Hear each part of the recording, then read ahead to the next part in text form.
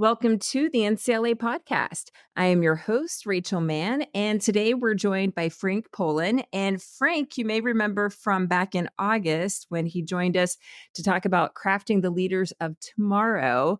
So be sure to go back and listen to that episode if you have not already. But Frank is the Assistant Superintendent, Director of Curriculum and Instruction, and Adult Education Director at Buckeye Career Center in New Philadelphia, Ohio. Definitely click on the details of this podcast to learn more about his work and to connect with him, and also listen to that previous podcast so that you can hear some of his backstory and his amazing leadership journey throughout career and technical education. But welcome back, Frank. Rachel, it's an absolute pleasure to be here with you again today. And at the end of our conversation last time, after we had stopped recording, our conversation continued. And I said, this needs to be on our next podcast. So here we are already, and we're going to talk about so many great things that's happening in your district. But to start off, can you talk to us about the all-day labs and describe the structure and benefits of implementing all-day labs? So first, what is it? What are the benefits? And how do they enhance hands-on learning experiences for students? Yeah, thank you, Rachel. That's a great question. A few years ago, I guess we weren't maybe as full in terms of people, students enrolled as what we are now, which is a great thing. But students started to say, hey, I'm in construction, but could I also do level one in, let's say, business and marketing? Because I want to own my own construction program someday or whatever it may be. So we started looking at it and said, there has to be a way. So what we looked at was a model where we said, okay, we're going to have what we call a double lab meeting. So these are juniors that are going to be seniors. We sit down with them and explore their interests. And we look at their graduation pathways and we say, okay, here's an opportunity for you if you have interest. We've always had seniors that go out to work. Here's another opportunity for some of our students. If you can finish maybe your couple academic requirements over the summertime, you would then come back in. You would be in your level two of your primary lab, but then you would have the opportunity to take and get a 1 year certificate in another lab. Maybe you're a utility line worker is your main lab, but you want to learn a little bit more about electricity. So then you would take that as a second lab. So you'd finish your requirements online over the summer because the more academics, Rachel, that are added, right, that chips away from your hands-on learning time. So therefore, this is an opportunity to give some of that back. So that exposes them to more hands-on learning. So now I'm a concentrator in one program with a whole lot more skills than maybe what I have signed up for. And now that makes me even more employable.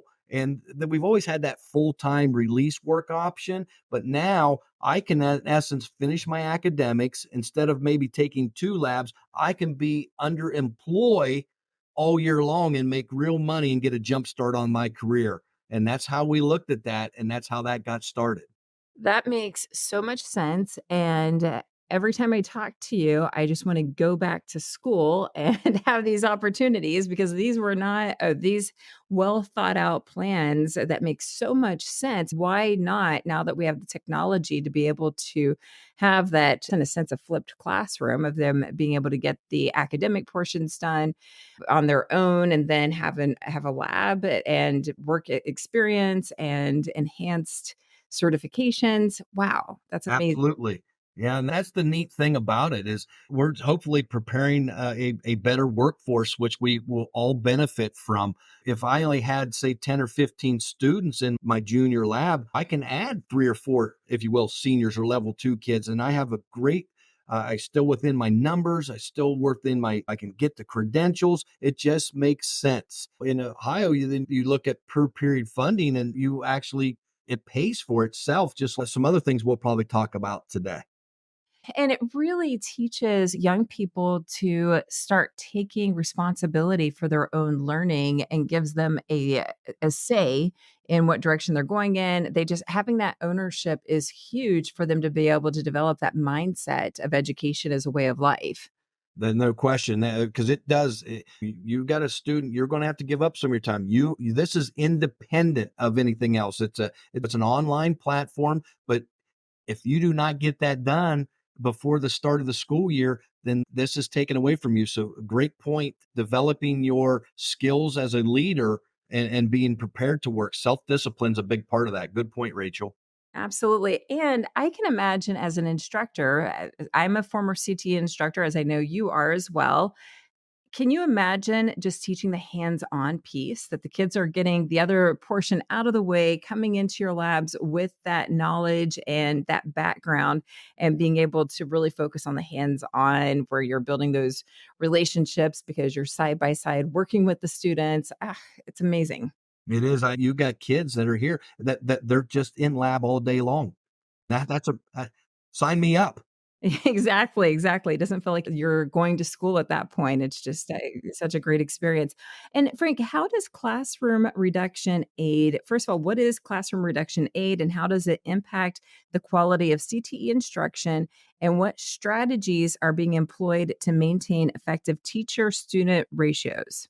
Yeah. So based in our contract, how we have it set up is if you have over a certain amount of students in your lab, then you're in line for a classroom reduction aid. And what we've looked at here is a couple things.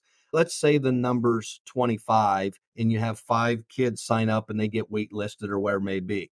Instead of telling 5 kids no, we'll hire a classroom reduction aid, and maybe we're telling 10 to 15 more kids yes. And that could be a 20 kid swing if when you think about it that way. When you use a classroom reduction aid, that allows for additional supervision. We look at a lot of some of them are our retired teachers from our career center. Some of them are retired professionals that gives them a little bit of money back. We end up hiring them through our ECO ESC, our educational service centers, where we'll hire those aides through. That way, if the numbers would drop or whatever it may be, then they're not under our contract that we would have problem not have we don't have to have employ them every single year, and that's a on a need basis. We really like the opportunity to get more kids, and I know this is a great push not just in Ohio but across the United States, more kids exposed to career technical education. And if we've got some room in there, instead of telling 5 kids no because you've met your classroom limit, let's bring another adult into the room, because we don't have too many 2 teacher programs anymore. Most of our programs are 1 teacher, but the use of classroom reduction aids allows us to go over that limit of, say, our contract, and then also increase our supervision and increase our instruction. If I'm outside and I've got a heavy equipment class and I've got kids on bulldozers, I need someone else to watch them in another area. That's what this allows you to do. There again, it's exposing students to more opportunities by doing it this way.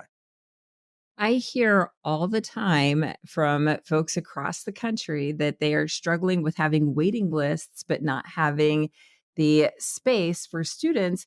And this, it makes so much sense. You have that extra adult, that extra supervision, and the workforce wants those students to have that experience. So employers are going to be very excited to know that they have an even larger pool coming up from being able to have this expansion. So this is fantastic. It makes so much sense. And I'll tell you, Rachel, it's great because those employers, as their folks retire and they have experience skill set in the lab that we're instructing, they're great hires for us in that opportunity. Nothing like if I'm a machinist and our machine lab was filled up with this and we had a wait list and we could get a retired machinist to come in from one of our business and industry partners, how great would that be? Not just a person that's a body in there, but someone who has knowledge.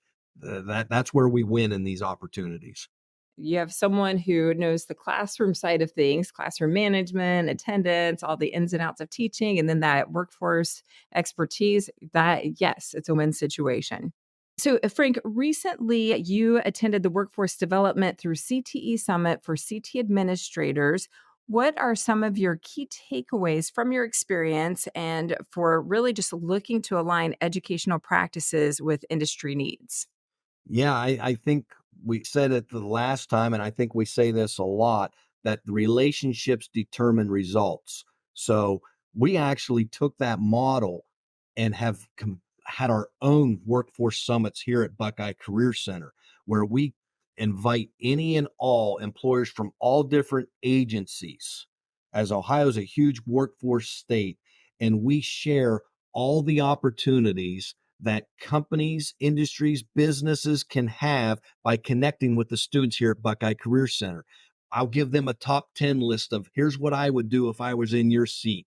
We share all the different incentives, such as tech cred that's available in Ohio, talent ready grants, work ready grant, all kinds of opportunities and dollars.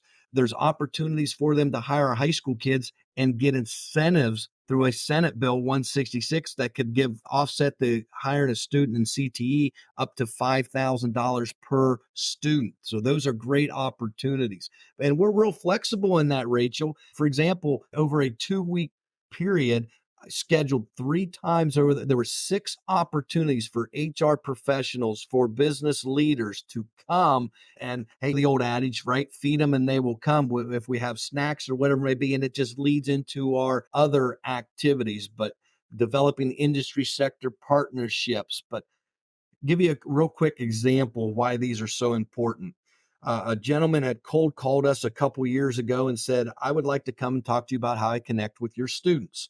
So I run them through, here's what I do, give a top 10 list. And the guy, and I said, so what would you like to do? He said, I'd like to come in. I said, when can I come? And the guy says, how about next week? Now, here's a gentleman that had never been on our facilities or whatever it had been, in a week's time, had an unbelievable presentation, talked to the students, ends up interviewing students, ends up hiring students, finds out some of them don't have a driver's license, provides transportation until they get their driver's license or graduate. And now that same employer keeps coming back. And instead of going to, say, the welding lab, hey, Frank, can I go to the welding lab? Hey, Frank, can I go talk to your welding instructors? He came to this workforce summit, and when we're done, he says, hey, Frank, is it okay if I go and talk to? And he names the instructors. He's on a first name basis with the instructors.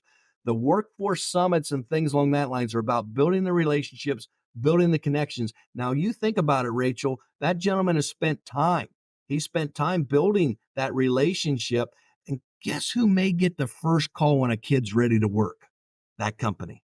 I hope that your state has an industry partner of the year award, or maybe we need to start one at NCLA, because this sounds like an incredible partnership and someone who is just doing so much for CTE and for these students. And obviously it's symbiotic. And Rachel, that's just one little example. It's interesting. We had received a Super Rapids grant through the Ohio Department of Education and Workforce, and it was championed by our governor and lieutenant governor.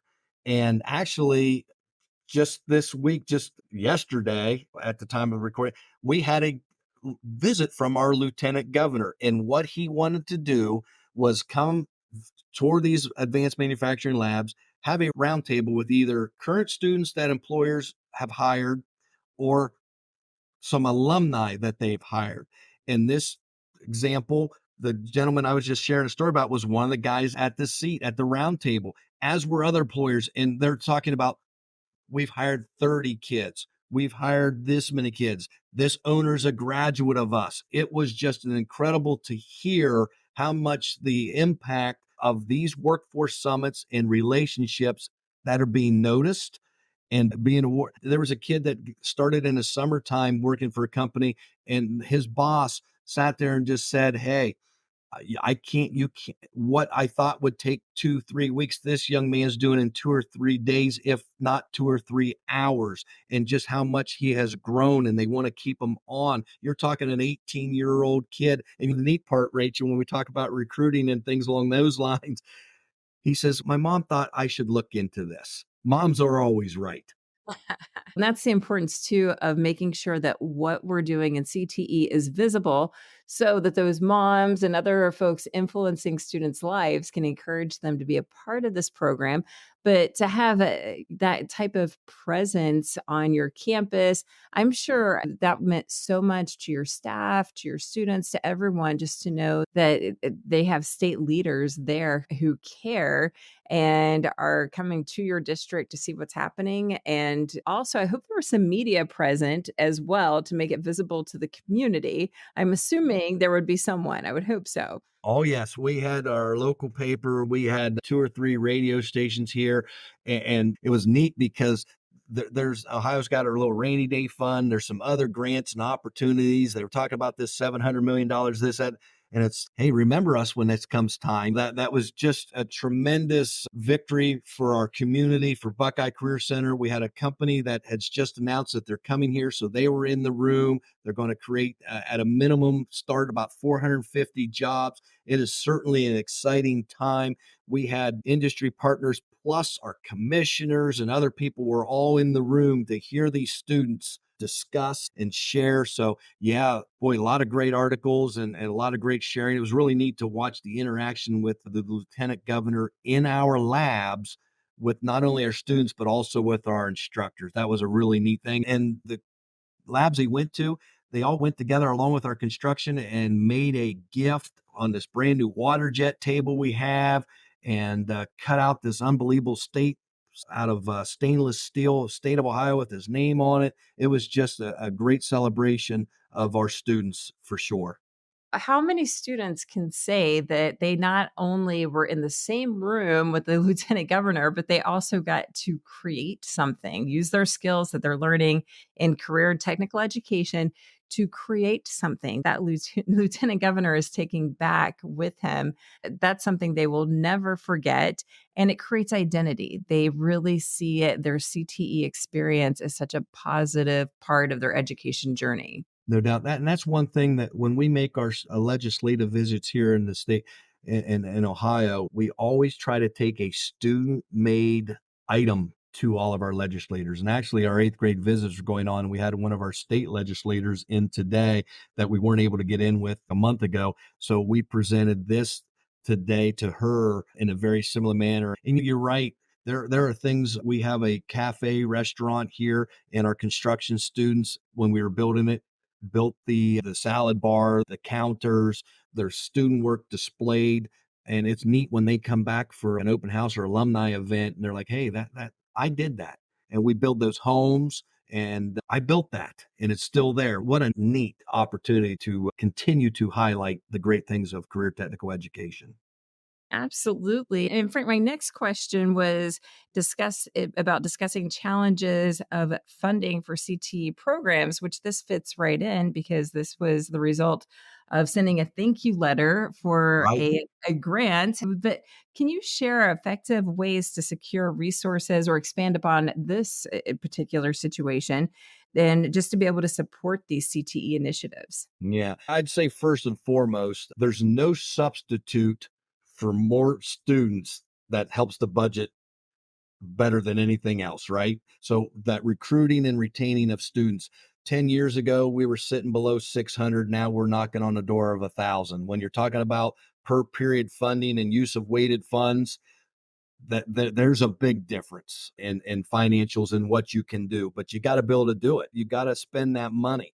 We spend an enormous amount of time, Rachel, writing grants, lots of opportunities. We work with Kent State University of Tuscarawas, great partner of ours, in over about a 5 grant cycle.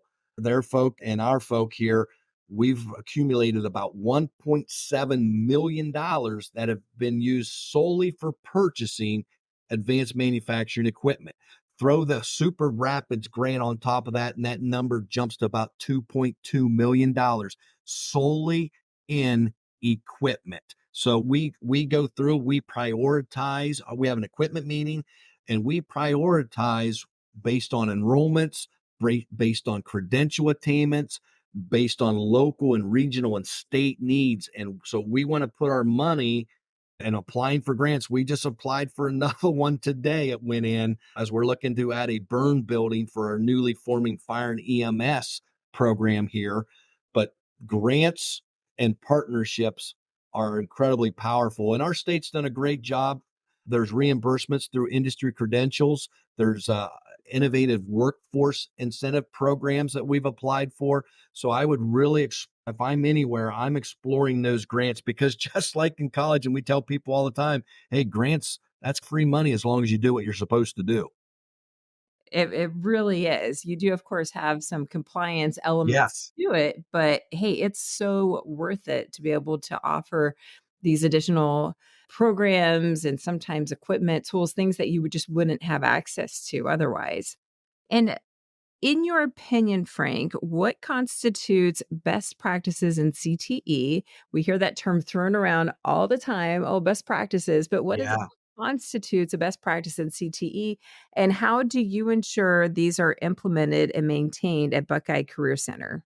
Actually, my wife is a fourth grade teacher, and they're going through changes and science of readings and all these different things that they must do. And so we talk a lot about, and she hears that word best practices a lot, it seems. But I think best practices in the simplest of terms, I've told you before, I'm pretty simple person. Hey, simply what is working and what is needed, giving kids what they need versus what we think they need, I think really sums up best practices to me.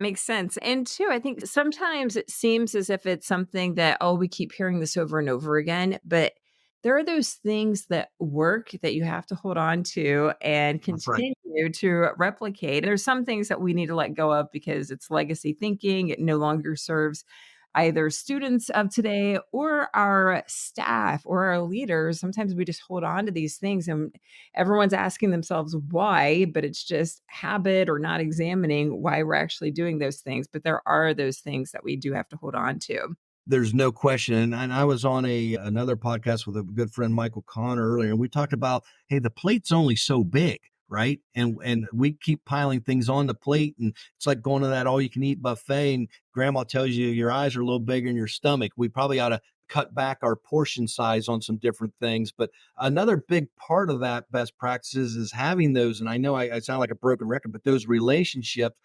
Ohio, we're very fortunate, and I hope other states are as well, Rachel. We're a very close knit group. There are 48 others just like us. And all in total, I think there's 91 unique models of career tech in Ohio. So if I pick up the phone in my role, I can probably talk to one of 47 people that I probably know on a first name basis. And then we take everything here back to our mission statement about serving the community by empowering people of all ages to discover their passion and prepare for their future through career technical education. And we read that at the beginning of every admin meeting. We read that at the beginning of every in-service meeting or advisory meetings. And I think obviously there are things we have to do, but let's not lose focus of what we're here for. And that is to give the greatest impact to a student to allow them to be successful, to have an unbelievable life, because that's going to make us all better. And that's a best practice in and of itself, keeping your mission statement and your vision and values front and center. I was having a conversation yesterday from some superintendents in CTE about how sometimes that mission statement it lives on a piece of paper Right, right. and you can ask folks in the organization, "Oh, so what is your mission statement?" And no one remembers because you spent all that time at that retreat creating it, but you never revisit it. So that's definitely a best practice in and of itself. And Rachel, what we try to do, and so when we talk about serve the community, around people of all ages, because we have students here from 16 to, hey, hopefully 90, right? Because we have the adult ed portion of it. But we always talk, and it's on things. It's a little bit of everywhere. We put it on our shirts or literature or whatever it may be. And we talk all the time about real simply, discover your passion, prepare for your future. Discover your passion, prepare for your future. And then we always used to talk, hey, we're Buckeye Career Center. So we always do the old hashtag Buckeye Proud. Love it. So, Frank, how does Buckeye Career Center's CTE program contribute to the local community? And you already mentioned the fact that you're serving all ages. It truly is a community. And how does it impact local economic development? Yeah. That's a great question, Rachel. When we're talking about the community impact, maybe the thing that we're most proud of here, and certainly I'm most proud of, when I first got here, I've been here 9 years, our superintendent's been here 10. What you would hear is, and I grew up in this area, and what you'd hear is, oh, Buckeye, boy, that's a real hidden gem. Well, what's good in being a hidden gem? We wanted that spotlight on us. We wanted people to know what we do. We want people to look at us very much as a community center. We've had a couple weddings here.